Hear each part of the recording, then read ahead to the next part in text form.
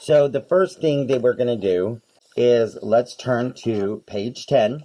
You need to draw a diagonal line on the wrong side.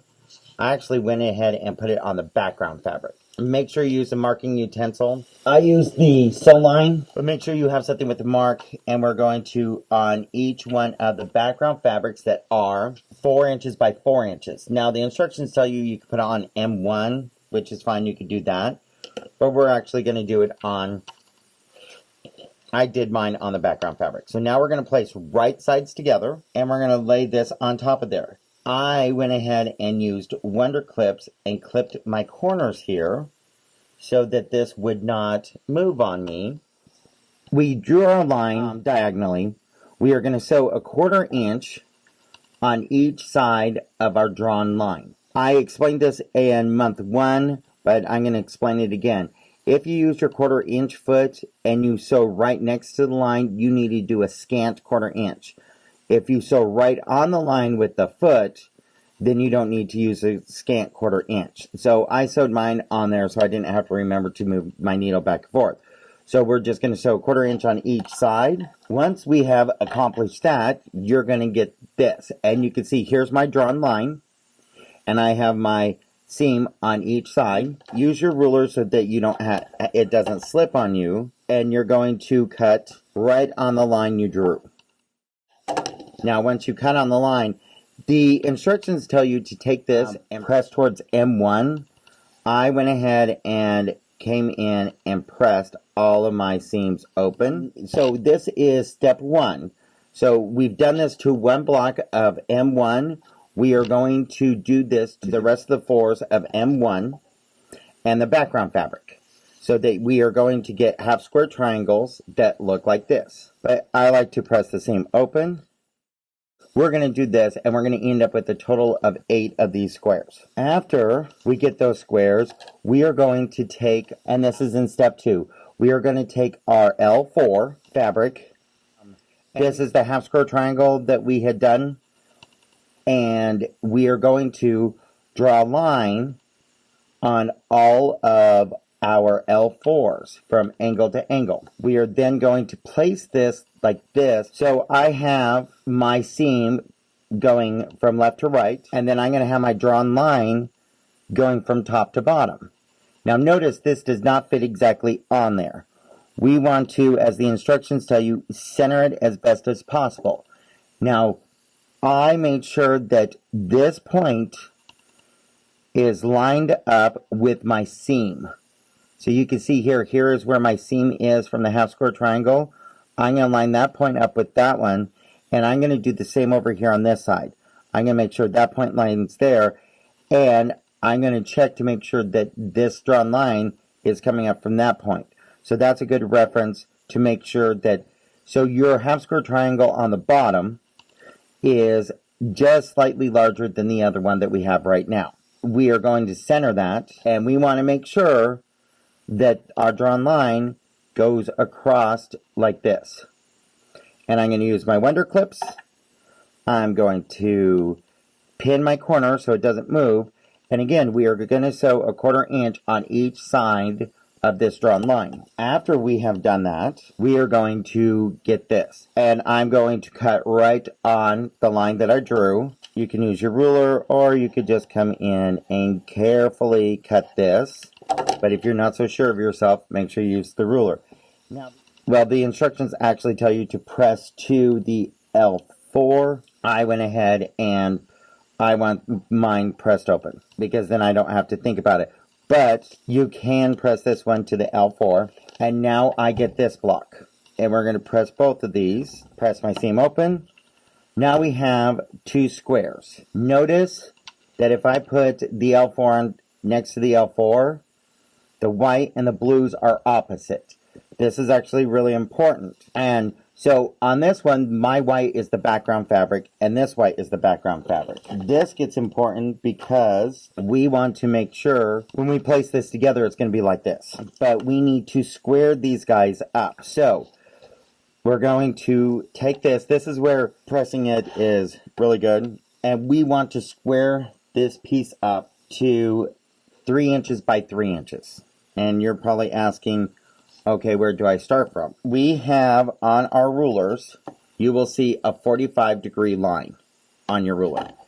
So I want that line, and you can see here where the white line, you can kind of see here, I want this line running along this seam because I want that centered. And so I'm going to run that along the seam. This is ideal if you use a square ruler, not a rectangle. So that first part you were seeing a rectangle, you really need a square ruler. So here's my 45-degree line. I want it running along this seam. Now, if we see here on this line on the creative grids, you could count in, here is 1/8 of an inch, quarter, 3/8, half an inch. So you see this square here on the angle, that's 1.5 inches. We're trimming this to 3 inches. So half of 3 inches is 1.5. So I kind of want to position this point right here and have my line running down. And then I could check, here is 3 on the ruler and it's right on the line. And then you can see over here where the 3 is right on the line. And we want to make sure that there is fabric hanging outside of all of that. If it's not perfect, adjust it a little bit so that there's fabric inside everywhere, but try to get it as close as you can with this line going through your seam. This point at 2.5, and then 3 on your seam here, and 3 on your seam there. And we're going to come in, trim, and trim. I'm going to turn this, and now I'm going to trim this to 3.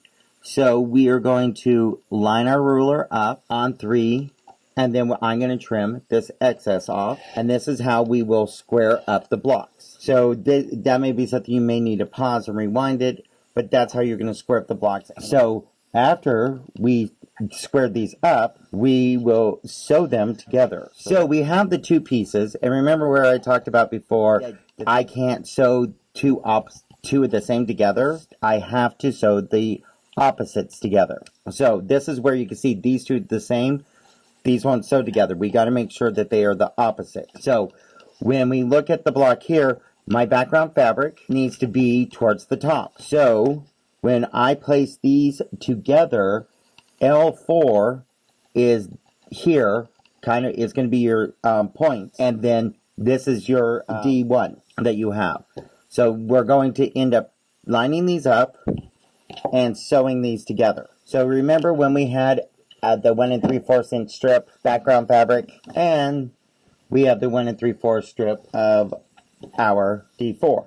So we are going to take these 2 strips, and I'm going to sew, put right sides together, and I'm going to sew along the long strip. After I've sewn them together, I want to come in and press my seam open. And I want to show you the importance of this one when we press it open. I used the pressing bar, but when I came back in, we want this seam to be as straight as possible. So when you come in with your iron, come in and then press across. So I want to take the iron and I want to just press across this way because that will help keep your seam straight. After we get it nice and pressed, we are then going to cut this down to 1 3/4 rectangles across. So they'll end up being 1 3/4 by 3. So when I use the stripology ruler, I'm going to line this up. Now, if we need to, you may need to adjust your fabric. I'm going to get this as close to the edge, but I still want to trim this up. And we want this piece lined up, so I may have to come in and adjust that slightly. So we're going to get this lined up, and we're going to cut this at 1 3/4. So 1 3/4 plus 1 3/4, 3.5. So I'm going to cut 3.5 along the way. So I'm going to go 0, 3.5, 7, 10.5, 14, and then I'm going to move the ruler over 1/4 inch, and then I'm going to cut 1.5, and then from there I'm going to cut 3.5, 3.5, 3.5 to get my rectangle pieces. If you do not like doing math like that with the stripology ruler, you can easily still come in, take your other ruler, line it up with your seam, and then just cut your 1 3/4 strip.